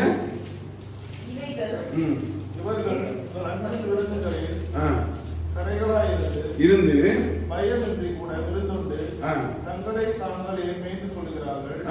இவர்கள் காற்றுகளால் அடிந்து போடுகிற தண்ணீரற்ற மேகங்களும் இலையுதிர்ந்து கனியற்று 2 தரம் செத்து இலையற்று போன மரங்களும். எப்படிப்பட்ட மரம்? இலை உதிர்ந்து கனியற்று 2 தரம், அப்படி 2 தரம் வேர் சாகுமா? 2 தரம்னா மாம்சத்திலையும் சரீரத்திலையும் செத்து போச்சு, ஆத்துமாவிலையும் செத்து போச்சு. இப்ப 2லயுமே என்ன இல்ல? உணர்வு இல்ல. இவங்க யாருன்னு கேட்டீங்கன்னா 4ஆவது வசனத்தை வாசித்தாதான் இந்த இவர்கள் யார் நான் கொடுக்கப்படுவாங்க. நமது தேவனுடைய கிருபையை காமவிகாரத்துக்கு ஏதுவாக புரட்டி ஒன்றான ஆண்டவராகிய தேவனையும் நம்முடைய கர்த்தராகிய இயேசு கிறிஸ்துவையும் மறுதலிக்கிறவர்கள் பக்தியற்றவர்களாகி சபைக்குள்ள நுழைஞ்சிட்டாங்க. சபைக்குள்ள எப்படி இருந்தாங்க? பக்க வாசல் வழியா உள்ள வந்து இவங்க என்ன பண்றாங்க? ஆண்டவராகிய இயேசு கிறிஸ்துவை மறுதலிக்கிறார்கள். அப்போ நேரடியா அவங்க ஆண்டவராகிய இயேசு கிறிஸ்துவை மறுதலிக்கல, இவங்களுடைய வாழ்க்கையினுடைய கிரியைகள் இயேசுவை மறுதலிக்கின்றன. அப்படின்னா சத்தியத்தை விட்டு விலகி போனவர்களாய் மாறிவிட்டார்கள். அப்ப சத்தியத்தை விட்டு விலகி போனவருடைய வாழ்க்கை எப்படி இருக்குன்னு கேட்டீங்கன்னா, 2 தரம் செத்து வேறற்று போகிற மரமாய் அவள் மாறிவிட்டார்கள். அப்ப அவருடைய ஆதம் என்ன அப்படின்னா, ஒரு காலத்தும் இந்த கொலேசிய சபை எப்படி பெறக்கூடாது? வேறற்றவர்களாய் பெயர்விடக்கூடாது. அப்ப நீங்கள் வேறு ஒன்றுவர்களாய் மாற வேண்டும் என்ற ஒரு ஆவிக்குரிய சத்தியத்தை கற்றிருக்கிறார். அல்லேலூயா. நமக்குள்ள வேறு ஒன்றி இருக்கிறோமா? கிறிஸ்துவுக்கு உள்ள இல்லையா? யோவான் 15 சொல்லும் பொழுது என்னிலே நிலைத்திருங்கள், அப்பொழுது நீங்கள் மிகுந்த கனிகளை கொடுப்பீர்கள். ஆண்டவருக்குள்ள நிலைத்திருக்கும்படி கர்த்தர் அழைக்கிறார். நமக்கு ஆண்டவருக்கு ஒரு பெரிய உறவு இருக்குது, ஒரு ஃபெலோஷிப் இருக்குது, ஐக்கியம் இருக்குது. இந்த உறவும் இந்த ஐக்கியமும் தான் ஒரு பெரிய வேற நமக்கும் ஆண்டவருக்கும் இடையில உருவாக்குது. அவங்க வேர் செத்து போச்சுன்னா நம்மளால எப்படி வாழ முடியாதுன்னு கேட்டீங்கன்னா, கனி கொடுக்கிற மரமாய் வாழ முடியாது. அப்ப எந்த மரம் தேவனோடு கூட இணைக்கப்பட்டு கனி கொடுக்கிறதாய் வாழ்கிறதோ, இப்ப யார் இந்த உணர்வுள்ள இதயத்தோடு கூட இந்த வசனத்தின்படி வாழ தங்களை ஒப்புக் கொடுக்கிறாங்க. ஒவ்வொரு பகுதியிலும் ஒவ்வொரு வாழ்க்கையினுடைய சின்ன சின்ன காரியங்களிலும் நம்ம தேவ சமூகத்துல நம்முடைய வாழ்க்கை இந்த வேத வசனத்தின்படி வாழ வேண்டும். எப்படி வாழணும்? வேத வசனத்தின்படி வாழ வேண்டும். அதனால சாமி சொல்லிக்கும்போது, அன்பே என் இருதயம் பொருளாசையை சாராமல் உம்மை சார்ந்திருக்கும்படி எனக்கு கிருபை தாரும். என் கண்களை மாயைக்கு விலக்கி பாதுகாத்துக் கொள்ளும். என் இருதயத்தில் உள்ள வார்த்தைகள் நிலைத்திருக்கட்டும். அப்படி என்று சொல்லி தேவனுடைய சமூகத்துல முழுவதுமாக தன்னை ஒப்புக் கொடுக்கிற மிகப்பெரிய காரணம் என்ன தெரியுமா? அந்த வேர் ஊன்றுகிற அனுபவம் உணர்வுள்ள இருதயத்தோடு கூட இணைக்கப்பட்ட ஒரு காரியம். அல்லேலூயா. அவன் தேவ சமூகத்துல போய் நம்ம நியாயத்திற்கு முன்பாக இருக்கும் பொழுது, கர்த்தரை நியாயம் தீர்க்கும் பொழுது, நான் அதிகமா வேத வசனத்தை தெரிஞ்சவனா இல்ல, வேத வசனத்தின்படி வாழ்ந்தவனாய் இருக்கும் பொழுதுதான் எனக்கு அவர் அப்படிப்பட்ட கிருபை. அந்த சொல்றது புரியுது. அவன் எப்படி நம்ம வாழ்கிறோம்? நம்ம ஆவிக்குரிய வாழ்க்கை எப்படி இருக்குது? வேறு உண்டின வாழ்க்கை வாழ்கிறோமா? ஆண்டவர் ஒவ்வொரு நாளும் விதை என்ன செய்யறாரு? விதைக்கிறாரு. ஒவ்வொரு நாள் வைக்கிறாரு. பவுல் என்ன செய்யறாரு? நடுகிறார். அப்போல் என்ன செய்யறார்? நீர் பாய்ச்சுகிறார். யார் விளைய செய்கிறார்? எப்ப விளையும்? உணர்வுள்ள இருதயத்தோடு கூட அதை கை கொள்ளும் போது கர்த்தர் அதை விளைய செய்கிறார். அதெல்லாம் பரலோகத்துக்கு பார்க்கிறார். தேவனை தேடுகிற உணர்வுள்ள மனுஷன் உண்டோ? இருக்குதா? உணர்வு நமக்குள்ள இருக்குதா? அவ சபைக்கு உள்ள எப்போ ஒரு முக்கியமான காரியம் இருக்கணும், வேத வசனத்தின்படி நம்ம வாழணும். வேத வசனத்தின்படி வாழணும். ஒரு வசனையும் ஒரு நாள் படிச்சாலும் நீங்க ஆண்டவரை கேளுங்க, ஆண்டவரே இந்த வசனத்தின்படி வாழ எனக்கு கிருபை தாரும். எந்த சூழ்நிலையிலும் இந்த வசனத்துக்கு புறம்பான ஒரு கிரியை எனக்குள்ள வெளிப்பட்டு விடவே கூடாது. இந்த வசனத்துக்கு புறம்பான காரியத்தை நான் செய்து விடவே கூடாது. ஏன்னா அப்படி செய்வேன் என்று சொன்னா நான் வேறற்று போன மரமாய் விடுவேன். என்னோட வாழ்க்கை எப்படி இருக்குன்னு கேட்டீங்கன்னா, பட்டு போன மரமா இருக்கும். என்னோட வாழ்க்கை எப்படி இருக்குன்னா, கனியற்ற ஜீவிதம் உள்ளதா இருக்கும். அப்போ அப்படிப்பட்ட வாழ்க்கை ஒருவருக்கு கர்த்தர் விரும்புவதில்லை. கோடாரியானது மரத்தின் வேறருகே வைக்கப்பட்டிருக்கிறது. கனி கூடாது இருக்கிற மரம் எல்லாம் வெட்டுண்டு. அப்ப கர்த்தர் வந்து கூட எங்க செய்கிறாரு? எதுக்கு செய்கிறாரு? இந்த வேர் வந்து எப்படி ரூட்டட் ஆயிருக்குது, எப்படி வேர் நிலத்துல வச்சிருக்குது, இந்த வேர் நிலத்தில் கொடுக்கப்பட்ட இடத்துல இது கனி கொடுக்கிற அளவிற்கு இது வேர் இருக்கிறார். எல்லா மரத்தையும் கர்த்தர் நாட்டுகிறார். அதற்கு நாள்தோறும் நீர் பாய்ச்சுகிறார். ஒவ்வொரு நாளும் வேலெடுத்து பாதுகாக்கிறார். அது கனிகளை மிகுந்த கனிகளை தரும் என்று ஒரு தோட்டக்காரரை நியமித்து கர்த்தர் நமக்கு காவல் காக்கிறார். பண்படுத்தவும் பயன்படுத்தவும் காக்கும் வச்சிருக்கிறாரு. அந்த இடத்துல நம்ம அதை செய்ய தவறி போயிட்டோம் அப்படின்னா நம்முடைய மரம் என்ன செய்யும்? உடைக்கப்பட்டு விடும். அப்ப கர்த்தருடைய ஆலயத்தில் எப்படி வாழ முடியாது? நாட்டப்பட்டவர்கள் தேவனுடைய பிரகாரங்களை செழித்திருப்பாங்க என்று எழுதப்பட்டிருக்கிறது இல்லையா? அந்த செழிப்பு தேவனுடைய பிரகாரங்கள் இருக்காது. உலகத்தில் நல்லா இருக்கும், நம்ம வாழ்க்கை நல்லா இருக்கும், நம்ம சுற்றி இருக்கிற வாழ்க்கை நல்லா இருக்கும், குடும்பம் நல்லா இருக்கும். ஆனா இது எங்க ரிஃப்ளெக்ட் ஆகும் கேட்டீங்கன்னா, தேவனுடைய ஆலயத்துல இது ரிஃப்ளெக்ட் ஆகும். அப்போ தேவனுடைய ஆலயத்துல வந்து சொல்றது செழித்திருக்க முடியாது, தேவனுடைய ஆலயத்தில் பிரகாசிக்க முடியாது, தேவனுடைய ஆலயத்தில் எழுத முடியாது. ஆனா உலகத்துல எல்லாம் வச்சிருக்கோம். உலக மனுஷனை போல அஞ்ஞானிகளை போல சகலத்தை நாம் பெற்றுக் கொண்டதுனால நம்ம ஆண்டவனால ஆசீர்வதி கட்டப்பட்டவர்கள் அல்ல. எப்போ நம்முடைய ஆண்டுடைய ஆசை நமக்கு நிறைவேறப்படும் அப்படின்னா தேவனுடைய பிரகாரங்களில் செலுத்திருக்கும்படி கர்த்தரை நம்பப்படுகிறார். ஹல்லேலூயா. அவர்கள் தான் புதிய வயதிலும் கனிகளை தரும் இல்லையா, புஷ்டியம் பசுமையாய் மாறுபடி கர்த்தர் நம்மை அழைக்கிறார். இரண்டாவது பாத்தீங்கன்னா அவர் மேல் கட்டப்பட்டவர்களாகவும், யார் மேல? கிறிஸ்துவின் மேல கட்டப்படணும். முதலாவது வேறு உண்டப்படணும், இரண்டாவது கிறிஸ்துவின் மேல கட்டப்பட்டவர்களாய் மாறணும். ஏன்? கர்த்தர் எல்லாரையும் ரட்சித்து எதற்காக ஆயத்தமாகிறார்? இப்ப எபேசியர் 2ஆம் அதிகாரத்தில் நேரமாக 19-22 வசனத்தை வாசிங்க. எபேசியர் 2ஆம் அதிகாரம் பாருங்க, அழகான ஒரு சத்தியத்தை அப்போஸ்தலன் பவுல் எபேசிய சபைக்கு எழுதுறாரு. எபேசியர் 2ஆம் அதிகாரம் 2:19. எபேசியர் 2:19. ஆகையால் நீங்கள் இனி அந்நியரும் பரதேசிகளுமாய் இராமல் பரிசுத்தவான்களுடைய ஒரே நகரத்தாரும் தேவனுடைய வீட்டாருமாய் இருந்து அப்போஸ்தலர் தீர்க்கதரிசிகள் என்பவர்களுடைய அஸ்திபாரத்தின் மேல் கட்டப்பட்டவர்களாய் இருக்கிறீர்கள். அஸ்திபாரத்தின் மேல் கட்டப்பட்டவர்களாய் இருக்கிறீர்கள். அதற்கு இயேசு கிறிஸ்து தாமே மூலைக்கல்லாய் இருக்கிறார். அவர் மேல் மாளிகை முழுவதும் இசைவாய் இணைக்கப்பட்டு கர்த்தருக்குள் பரிசுத்த ஆலயமாக எழும்புகிறது. அவர் மேல் நீங்களும் ஆவியினாலே தேவனுடைய வாசஸ்தலமாக கூட்டி கட்டப்பட்டு வருகிறீர்கள். அப்போஸ்தலன் பவுல் எபேசியருக்கு என்ன எழுதுறாரு? நீங்க எப்படி ரட்சிப்பை ஏற்றுக்கொண்டீங்க, முன்னாடி அந்நியரும் பரதேசியுமா இருந்த உங்களை இப்ப ஆண்டவர் கிருபையினாலே விசுவாசத்தை கொண்டு ரட்சிப்பை தந்தார். இப்ப நீங்க ரட்சிக்கப்பட்டீர்கள். ரட்சிக்கப்பட்ட பிறகு ஆண்டவர் நம்ம எல்லாரையும் நல்ல ஆவிக்கேற்ற மாளிகையாக நம்மளை கட்டிக்கொண்டே இருக்கிறார். நம்மளை எங்க கட்டப்படுறோம்? கிறிஸ்து என்கிறான அந்த கண்மலையாகிய மூளைக்கல்லின் மேல நம்ம மாளிகையாக கட்டப்படுறோம். விசுவாசிக்கிறீங்களா? அதான் சொல்றாரு, நீங்க ஆவிக்குள் எப்படி இருங்க? கட்டப்பட்டவர்களாக மாறுங்க. அவருக்குள் கட்டப்பட்டவர்களாக மாறுங்க. ஆண்டவர் ஏற்கனவே உங்களை ரட்சிப்புக்கு உள்ள நடத்தும் பொழுது நம்ம அழகான ஆவிக்கேற்ற மாளிகை என்று சொல்லி பேதுரு எழுதுறார் இல்லையா? பேதுரு எழுதும் பொழுது இந்த மாளிகை இங்க அவர் மேல் மாளிகை முழுவதும் இசைவாய் இணைக்கப்பட்டு இருக்கு இல்லையா? இந்த மாளிகை என்ன மாளிகை? 1 பேதுரு 2ஆம் அதிகாரம் வாசிங்க. 1 பேதுரு 2:5 வாசிங்க. என்ன மாளிகை எழுத பாருங்க. 1 பேதுரு 2:5. ஜீவனுள்ள கற்களைப் போல ஆவிக்கேற்ற மாளிகை. எப்படிப்பட்ட மாளிகை? ஆவிக்கேற்ற மாளிகை. பவுல் எபேசிய சபைக்கு எழுதுறாரு, நீங்க மாளிகையாக கட்டப்படுறீங்க. மாளிகைனா ஒரு பெரிய பிரம்மாண்டமா கர்த்தர் உங்களை கட்டிட்டே வராரு. அது எப்படிப்பட்ட மாளிகை? உலகத்துக்குரிய மாளிகையாக அல்ல, ஆவிக்கேற்ற மாளிகையாக கர்த்தர் நம்மளை கட்டி வச்சிருக்கிறாரு.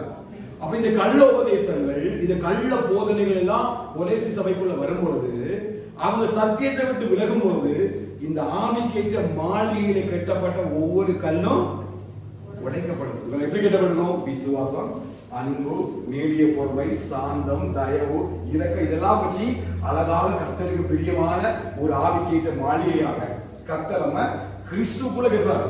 பிதாவாகிய தேவன் கிறிஸ்துக்கு உள்ள நம்ம அழகான ஒரு ஆவிக்கேற்ற மாளிகையாக பில்ட் பண்றாரு. பில்ட் பண்றாரா இல்லையா? அப்படி பில்ட் பண்ணிட்டு வரும்பொழுது இந்த சபைகளுக்குள்ள நம்ம சத்தியத்தை விட்டு விலகும் பொழுது, அதான் அந்த கொலேசி சபையுடைய சரித்திரமே அதுதான். இப்படி அழகாக நீங்க கட்டப்பட்டு வாரீங்க. இந்த கட்டப்பட்ட இடத்துக்கு யார் மூளைகளா இருக்கிறார்? கிறிஸ்து மூளைகளாக இருக்கிறார். யாரு? ஆண்டவராகிய இயேசு கிறிஸ்து. மனுஷரால் தள்ளப்பட்டவராக இருந்தார், எல்லாரும் வெறுக்கப்பட்டவராக இருந்தார். ஆகாதுக்கு தள்ளப்பட்ட கல்லே தலைக்கு மூளைக்கல்லாயிட்டு, இப்ப இந்த மூளைக்கல்லை எடுத்து ஒரு கார்னர்ல வச்சு அதுக்கு மேல நம்ம எல்லாரும் ஒரு ஆவிக்கேற்ற மாளிகையாக கட்டுறார். எதுக்கு? ஆண்டவராகிய தேவன் வாசம் பண்ணும்படி. அப்படி ஆவிக்கேற்ற மாளிகையாக நம்ம கட்டப்பட்டு வர்றோம். நம்ம உலகத்துல ட்ரெஸ் போட்டுட்டு ஒவ்வொரு நாளும் நம்ம நடந்து தெரியலாம் இல்லையா? இது வெளிப்பிரகாரமான தோற்றம் தான். ஆனா ஆவிக்குரிய வாழ்க்கையில நமக்கு தெரியாமலே தேவன் ஒவ்வொரு நாளும் நம்மை வேத வசனத்தின் மூலமாக அவருக்கு ஏற்ற மாளிகையாக ஒவ்வொரு ஸ்டோன் பை ஸ்டோனா வச்சு கட்டிட்டே இருக்கிறார். ஒவ்வொரு ஸ்டோன் பை ஸ்டோனா கட்டுறாரு. நீங்க பாவம் செய்யும் பொழுது, நீங்க சத்தியத்தை விட்டு விலகும் பொழுது, உலகத்துக்கு ஏற்ற கிரியைகளை செய்யும் பொழுது, சத்திய வசனத்தை விட்டு விலகி போடும் பொழுது, இது எங்க பாதிக்கும் கேட்டீங்கன்னா உங்க ஆவிக்கேற்ற மாளிகையுடைய கன்ஸ்ட்ரக்ஷனை பாதிக்கும். எங்க பாதிக்குது? ஆவிக்கேற்ற மாளிகையாக நம்ம ஆவியில கட்டுறாரு இல்லையா? இல்லையா? எவர்கள் மாம்சத்தின்படி நடத்தப்படுகிறார்களோ அவங்க எப்படி நடத்தப்படுறாங்க? உலகத்தின்படியே நடத்தப்படுறாங்க. எவங்க ஆவியினால் நடத்தப்படுறாங்களோ அவங்க தேவனுடைய பிள்ளைகளா இருக்கிறாங்க. அப்ப நம்ம மாம்ச சிந்தையில, மாம்ச இச்சையில, மாம்சத்துக்குரிய காரியங்கள் நம்ம நடக்கப்படும் பொழுது நம்ம தெரியாமலே என்ன போகுதுன்னு கேட்டீங்கன்னா, இந்த ஆவிக்கேற்ற மாளிகையா கட்டப்பட்டிருக்கிற அந்த பரிசுத்த மாளிகையில ஒரு சின்ன ஓட்ட விட ஆரம்பிக்கிறேன். நீங்க 2 நாள் ஜெபம் பண்ண வந்து பாருங்க, நீங்க ஒரு 2 நாள் வேத வாசிக்க வந்து பாருங்க, அடுத்தது மறுபடியும் அதை கண்ட்ரோலுக்குள்ள கொண்டு வரணும்னா it will take another 5 more days.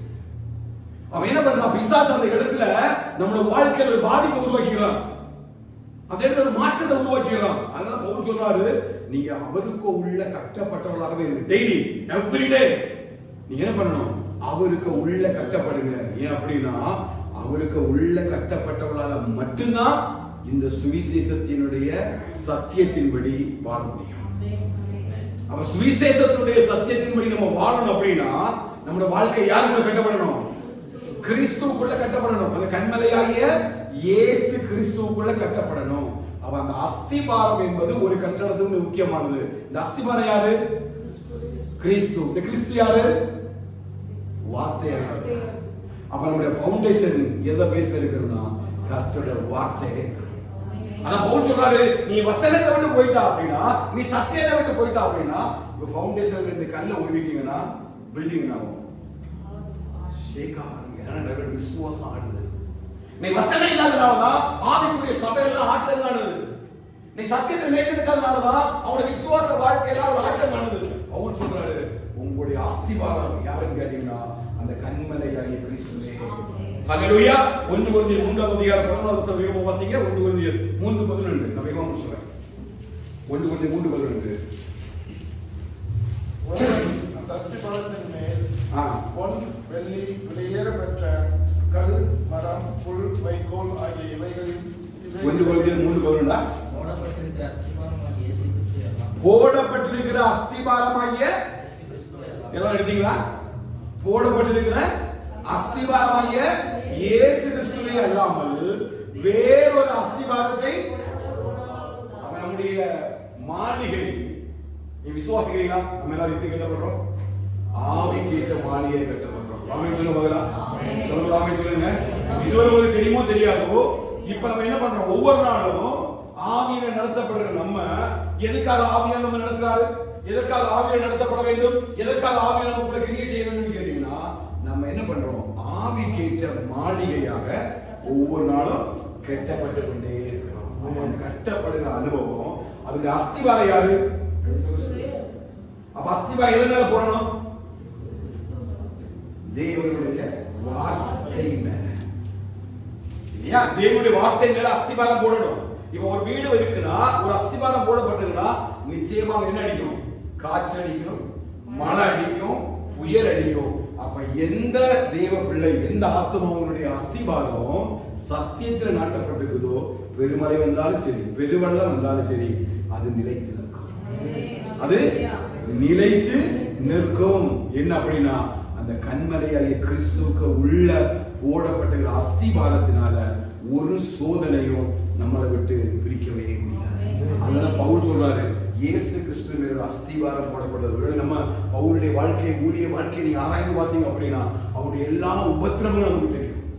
எந்த சாதாரணமான மனுஷனாலுமே இப்படிப்பட்ட கடுமையான உபத்திரவங்களை வாழவே முடியாது. எனக்கு ரொம்ப பிடிச்ச வசனம் என்னன்னா, நல்ல போராட்டத்தை போராடினீங்க. போராட்டமே பெரிய போராட்டம், அதுக்கு அவர் வச்சுக்க பேர் என்ன? நல்ல போராட்டம். அப்படியே போராட்டம் இருக்குதா? அப்ப இந்த போராட்டத்துல எப்படி அவரால் கடந்து வர முடிஞ்சுதா? அவருடைய சாட்சி ஒன்றே ஒண்ணுதான், அவருடைய அஸ்திபாரம் கிறிஸ்துவின் மேல. அப்ப கிறிஸ்துவின் மேல அஸ்திபாரம் போடப்பட்ட சபை, வேத வசனத்தின் மேல அஸ்திபாரம் போடப்பட்ட சபை, வசனத்தின் மேல அஸ்திபாரம் போடப்பட்ட குடும்பம், வேதத்தின் மீது அஸ்திபாரம் போடப்பட்ட தேவனுடைய பிள்ளைகள் தான். என்ன சோதனை வந்தாலும் பவுல் சொன்ன போல கிறிஸ்துவினுடைய அன்பை விட்டு எதை விசுவாசிக்கிறீங்க? அப்ப அஸ்திபாரத்தை பொறுத்துதான் ஒரு வீடு நிற்கும். இது உலகத்தில் உள்ள மனுஷனுக்கு தெரியாது.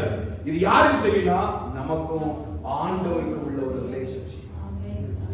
ஒவ்வொரு நாளும் பதிவிருக்கிற சிங்கத்திற்கும் மிருகங்களை வேட்டையாடுகிறது போல, குருவிகளை வேட்டையாடுவதற்கு மறைவாக விரிக்கப்பட்ட வரையை போல ஒவ்வொரு நாளும் பிசாசாக நினைச்சான் நமக்காக வரை விரிக்கிறான்.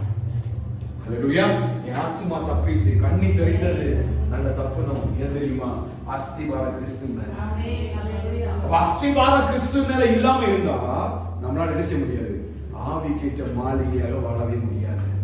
ஆவிக்கேற்ற மாளிகையாக கட்டும்படி கர்த்தர் இலவசமான ஒரு ரட்சிப்பை தந்து அவருக்கு ஏற்ற பிள்ளைகளாக கட்டி கொண்டே வந்தார். அந்த மாளிகை தான் கர்த்தருக்கு பிரியமான மாளிகை வாழ முடியும். அடுத்தது பாருங்க, அவருக்குள் நடந்து கொண்டு walk in him அப்படின்னா ஆண்டவராகிய இயேசு கிறிஸ்துவோடு கூட நடக்கிற ஒரு அனுபவம். இப்போ ஆதியாகம புஸ்தகத்துல ஏனோக்கு குறித்து நமக்கு தெரியும். ஏனோக்கு எத்தனை வருஷம் நடந்தார்? எத்தனை வருஷம்? 300 வருஷம் தேவனோடு கூட சஞ்சரித்தார். அப்படின்னா பேசிக்கிட்டு இருந்தாரு, நடந்து கொண்டே இருந்தார். அப்ப தேவனோடு கூட நடப்பதற்கு என்ன வேணும்? 2 மனுஷன் நடப்பதற்கு என்ன வேணும்? வேதவசனம் இருக்கு. 2 பேரு ஒருமித்து நடக்கிறதுனா என்ன வேணும்? ஆமோஸ் 3வது அதிகாரம் 3வது வசனம் வாசிங்க. ஆமோஸ் 3வது அதிகாரம் 3வது வசனம்.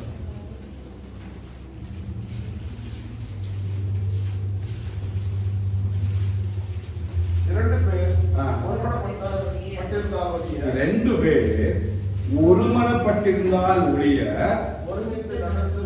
அப்புறமா இயேசுவோடு கூட நடக்கணும்னா நமக்குள்ள என்ன இருக்கணும்? யாரு கூட? எந்த யானை வச்சாலும் இல்ல முடியுமா? முடியும். பவுல் எழுதுறாரு, கிறிஸ்து இயேசுவில் இருந்த சிந்தையே உங்களுக்குள்ள இருக்க கடவுள். அப்ப இயேசு கிறிஸ்து இந்த உலகத்துல எப்படி வாழ்ந்தார்? பிதாவினுடைய சித்தத்தை செய்யும்படியாக வந்தார். பிதாவுடைய சித்தத்தின்படியே வாழ்ந்தார். 2 பேரும் எதை நினைத்தாங்களோ அதையே பூமியிலே கர்த்தர் நிறைவேற்றினார். ஹல்லேலூயா. அவருக்குள்ள நம்ம நடக்கணும்னா நம்ம அவருக்குள்ள இருக்கணும். இல்லையா? abide in him, dwell in him. அவருக்குள்ள வாழணும். அவருக்குள்ள நடக்கணும்னா அவர் என்ன பண்றாரு? அந்த வார்த்தையாக அவர் நமக்குள்ள பிரவேசிக்கிறார். இப்போ அந்த வார்த்தை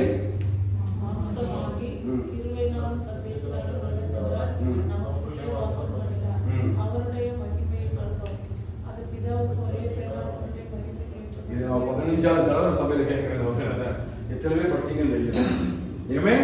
அப்ப அந்த வார்த்தை மாம்சமாகி கிருபையினால் சத்தியத்தினால் நிறைந்தவராய் இவ யாருக்குள்ள வாசம் பண்றாரு? இருக்கிறாரா? வேதவசனம் நடந்துதாவல? கர்த்தர் வார்த்தை நம்ம நடத்தப்படுறோமா? கர்த்தர் வார்த்தை நமக்குள்ள இருக்குதா? கிரியை செய்தா? அதான் உணர்வுள்ள இருதயம்.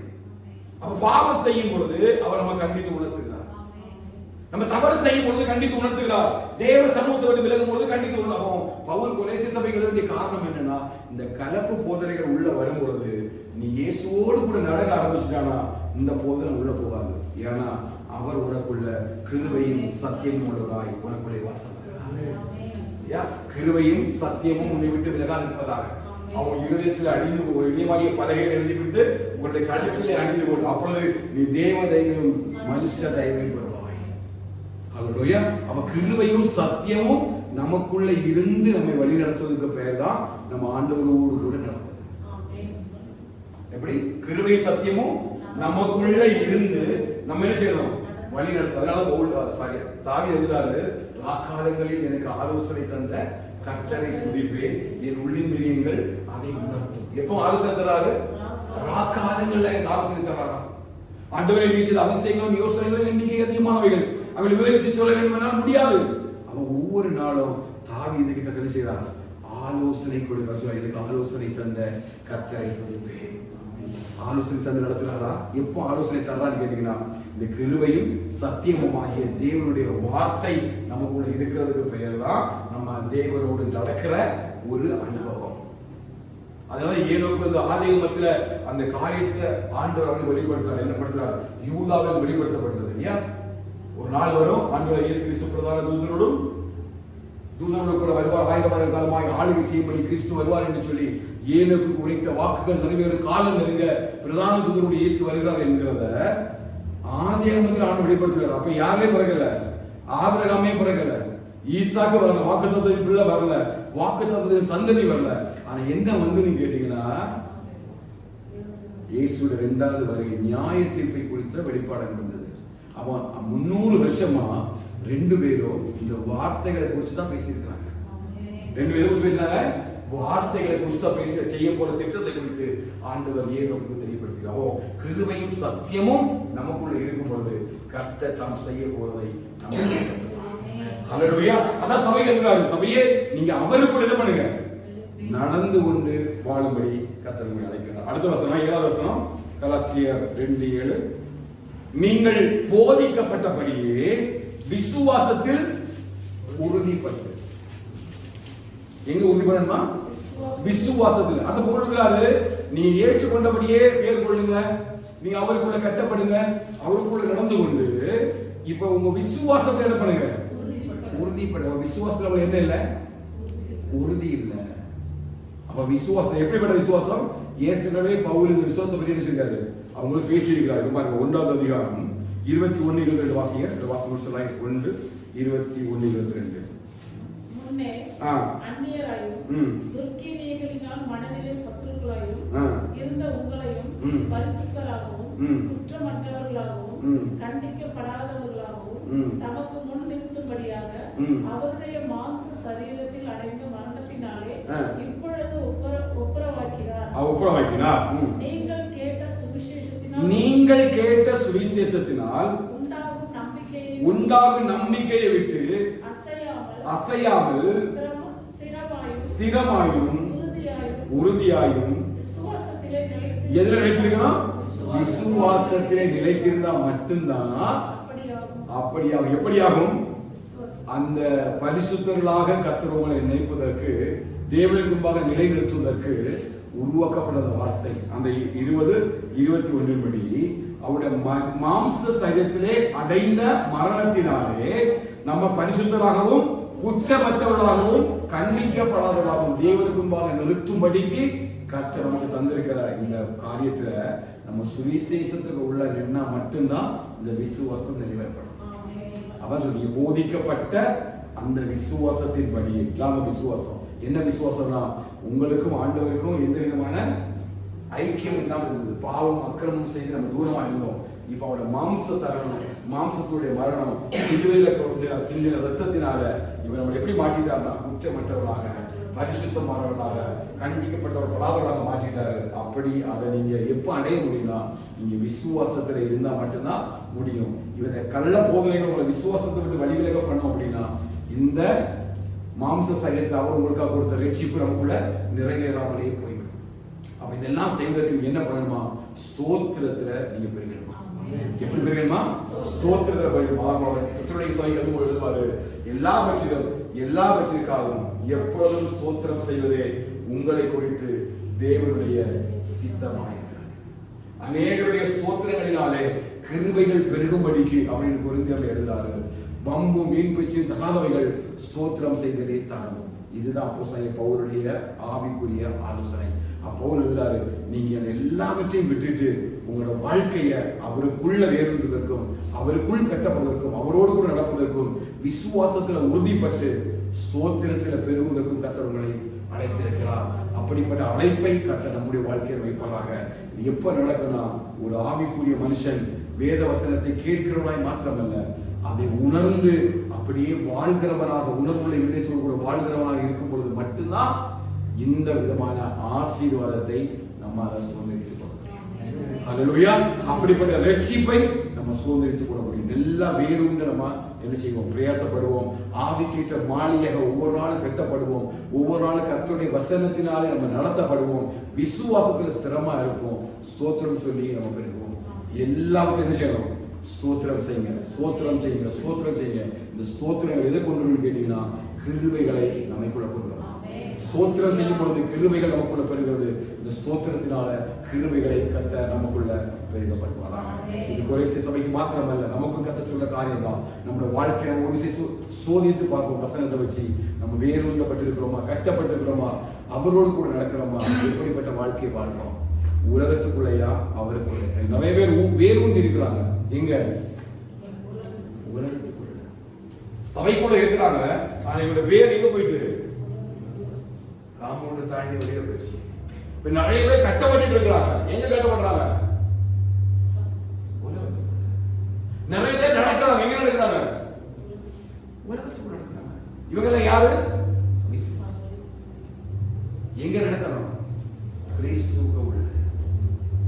சபை கிறிஸ்துக்கு உள்ள நடக்கும்படி தான் அழைக்கப்பட்டது. அவருடைய சுய ரத்தத்தினாலே சம்பாதித்த சபை அவருக்கு உள்ள வாழும்படி, அவருக்கு உள்ள வேறுபடிதான் கர்த்தர் நினைத்திருக்கிறார். பவுலுடைய பெரிய ஒரு அங்கலாய்ப்பு, பெரிய ஒரு மனபாரம் என்ன அப்படின்னா, தயவு செய்து உலகத்துக்குள்ள போய் என்ன செய்றாங்க, வேறு ஒன்றிடாதுங்க. உலகத்துக்கு உள்ளமை கட்டப்பட்டுறாதுங்க. உலகத்தோடு கூட நடக்காதுங்க. அஞ்ஞானியில போல நடக்காதுங்க.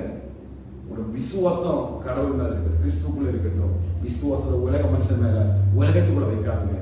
எல்லாவற்றையும் விட்டுட்டு சபை யாருக்குள்ள கட்டப்படணும்னா கிறிஸ்துவுக்கு உள்ள கட்டப்படணும்னா மட்டும்தான் இந்த ஆசீர்வாதத்தை சுதந்திரித்துக் கொள்ள முடியும். ஹல்லேலூயா. சொல்லுவாங்க, கர்த்தருடைய சபைக்கு கர்த்தர் சொல்கிற வார்த்தை, கர்த்தருடைய சபை கர்த்தர் எச்சரிக்கிற வார்த்தை. கடைசி காலத்துல நம்ம அப்படியே வஞ்சிக்கப்பட்டு போய்விடாதபடிக்கு தேவ வசனத்தை கொண்டு நாம் கர்த்தருக்குள்ள கட்டப்படுவோம், கர்த்தருக்காக கனி கொடுப்போம், கர்த்தர் நம்மை ஆசீர்வதிப்பார். அப்படி விரும்பிக்கலாம் தேவ சகோதர, ஸ்தோத்திரம் செய்ததே தகும் என்று சொல்வது போல ஒவ்வொரு நாளும் எல்லாம் காரியம் வேத புத்தகத்தை கையில் எடுத்து அந்த நம்ம சோதித்து பார்க்கலாம். நம்முடைய வேர் பட்டு போன வேறா இருக்குதா, கனி கொடுக்கும்படி நம்ம நாட்டப்பட்டிருக்கோம். பச்சையான உரிய மரத்தை போல நல்ல உயர்குல திராட்சை செடியாக கர்த்தர் நம்மை நாட்டி வைத்திருக்கிற நாட்கள் நம்முடைய வேர் எப்படிப்பட்ட வேறாக ஒரு விஷயம் ஆராய்ந்து பார்க்கலாமா? ஆவிக்கேற்ற மாளிகையாக கர்த்தரை கட்டும்படி ஒவ்வொரு நாளும் அவர் பிரயாசப்படுறார், வார்த்தைகள் அனுப்புறார், வசனத்தை சொல்றார், கிருபைகளை தர்றார். எதுக்கு தெரியுமா? நல்ல ஒரு ஆவிக்கேற்ற மாளிகையாக நம்ம கட்டிவிட, கிறிஸ்து வாங்கிய வசனத்தின் மேல, சத்தியத்தின் மேல கட்டிவிடப்படுறது. அவருக்குள்ள நடக்கிறோம், வார்த்தைக்குள்ள நடக்கிறோம், வார்த்தைக்குள்ள நம்ம வாழ்கிறோமா? விசுவாசத்துல ஸ்திரப்படுறோமா? கிரியில்லாத விசுவாசம் செத்ததுன்னு எழுதப்பட்டிருக்கு. எப்படிப்பட்ட விசுவாசத்தோடு கூட ஆவிக்குரிய வாழ்க்கை நம்ம வாழ்றோம்? வாயில ஸ்தோத்திரம் வருதா? எல்லாத்துக்கும் ஸ்தோத்திரம் பண்றோமா? கர்த்தர் நம்ம ஆராய்ந்து பார்ப்பாருன்னு சொல்றாங்க. இந்த கொலேசிய சபை ஆராய்ந்தது போல இந்த நாளிலே கர்த்தர் நம்முடைய திருச்சபையை ஆராய்ந்து பார்ப்பாருன்னு சொன்னார். எத்தனை பேர் கிறிஸ்துவுக்கு உள்ள வேரூன்றி இருக்கிறோம்? எத்தனை பேர் கிறிஸ்து நம்மை நாட்டினது போல உயர்வுள்ள திராட்சை செடியா இருக்கிறோம்? எத்தனை பேர் காட்டு செடிகளாய் மாறிவிட்டோம்? ஆவிக்கேற்ற மாளிகையாக கர்த்தர் கட்ட அவரோடு கூட நடப்பதற்கு ஒருவேளை கனியற்ற மரமாய், 2 தரம் வேறற்று போய் செத்து போயிருக்கிற மரமாய், அப்படி ஒரு ஆவிக்குரிய வாழ்க்கையினால் கர்த்தர் கிருபையாய் பரிசுத்தமான பாதைகளிலே கர்த்தர் அதை நடத்துவார். எல்லாமே சமுதிரம் ஒப்புக்கொடுத்து ஜெபிக்கலாம். ஆண்டவரே, நல்ல ஆவிக்குரிய வாழ்க்கையை வேறுவதற்கு எங்களுக்கு நல்ல உணர்வுள்ள இதயத்தை தாருங்கள், உணர்வுள்ள இதயத்தை தாருங்கள். வேத வசனத்தை வாசிக்கிறவர்கள் கேட்கிறாய் மாத்திரமல்ல, அதை உணர்கிறவர்களாக மாற்றுகிறார். ஆவிக்கேற்ற மாளிகையை கட்டப்படும் போது ஒவ்வொரு நாளும் கிறிஸ்துவின் மேல அஸ்திவாரமாகிய வார்த்தை மேல கட்டப்பட செய்கிறார். உங்களோடு கூட நடக்க எங்களுக்கு இருந்த வேண்டும் என்று சொல்லி சொல்லிக்கிறோம். இந்த கேள்விகளுக்குள்ள இதை மறைத்துக் கொள்கிறப்பா. ஸ்தோத்திரம் இயேசுநாதா, உமக்கென்றும் ஸ்தோத்திரம் இயேசுநாதா.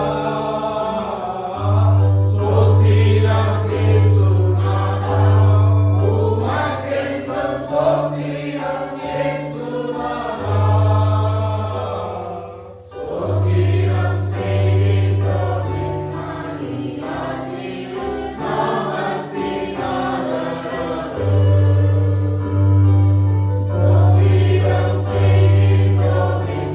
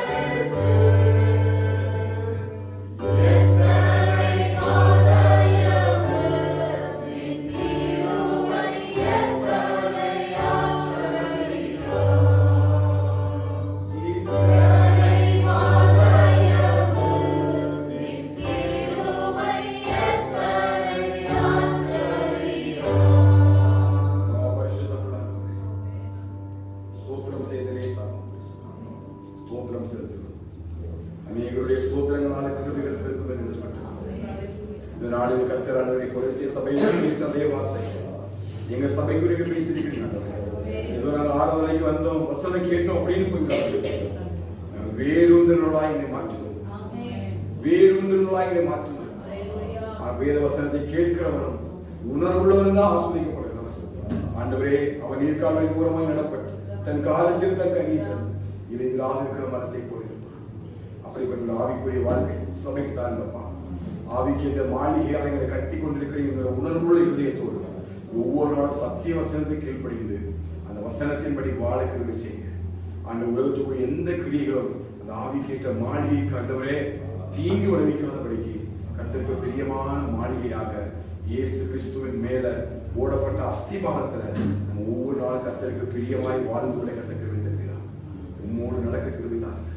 கிருபையும் சத்தியம் வழி நடத்தட்டும். சத்திய வசனமாக வார்த்தையில் எங்கள் வாழ கத்த கிருபை செய்கிறவரே. அப்படி எங்கள் விசுவாசத்தில் ஸ்திரப்பட ஆண்டவரே கேட்ட வசனத்தில் ஆண்டவரே உறுதியுமாய் ஸ்திரமாய் நிற்கிறதுனால இந்த ஆசோட்டை நம்ம சுதந்திரித்துக் கொள்வதற்காக அப்படியே ஸ்தோத்திரத்தோடு கூட சபையாய் இப்படிப்பட்ட ஆவிக்குரிய வாழ்க்கையில பெருகிவிட கத்த கிருபை செய்கிறார். இந்த வாரம் முழுவதும் அப்படியே வசனத்தை கொண்டு நடத்தினாண்டவரே. இந்த வாரம் முழுவதும் வசனத்தினால இங்கே முடிசூடி கொள்ளுங்கப்பா. புடமிடுங்க ஆண்டவரே. வார்த்தையை கீழ்ப்படுங்க சத்திய வசனத்துக்காக வாழ கத்த நம்மளோட வைராக்கியமோட இருதயத்தை தர வேண்டும் சொல்லி உங்களுக்கு ஜெபிக்கிறோம். வானர்கள் எல்லா ஊழியர்களும் ஆசிரியர் உங்களுடைய வேலையை ஆசிரியர் கைகள் பிரயாசத்தை ஆசிரியர் போக்குவரத்தை ஆசிரியர் பிள்ளைகளுடைய அப்பா கல்வியில கத்துடைய கரம் முடிக்கிற ஊராவுடைய பிரயாணத்தை வாய்க்கப்படுங்க. எங்கள் பிள்ளைகள் எப்பொழுது கத்திரிக்கு ஆசிரியர் பிள்ளைகளாய் கத்திரிக்கு பயப்படுற பிள்ளைகளாய் கீழ்ப்படுள்ள பிள்ளைகளாய் சாட்சியுள்ள பிள்ளைகளாய் இவர் வாழ்ந்துடைய கத்த பிள்ளைகளை கத்தர் ஆசீர்வதிக்கிறாங்க. கத்தருடைய அப்பா பரிபூர்ணமான இரக்கமும் கிருபையும் தயவுள்ள கரமும் தொடர்ந்து நாட்களை எங்கள் வழிநடத்தி கத்திரிக்க வச்சு மரியாதை செல்கிறோம். தாழ்த்துடன் தாவி முழுவாய் கொடுக்கிறோம். துதியும் கன மகிமை எல்லாம் செலுத்துகிறோம். இயேசுவை நாமத்தில் ஜெபிக்கிறோம். எங்கள் சீக்கிரம் நல்ல பிதாவே. நான் சரி சொல்ல நாத்துமாவே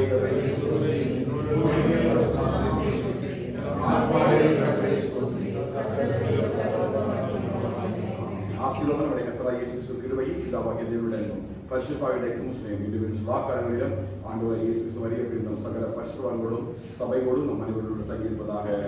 ஆமென் ஆமென் ஆமென். ஹல்லேலூயா ஹல்லேலூயா ஹல்லேலூயா.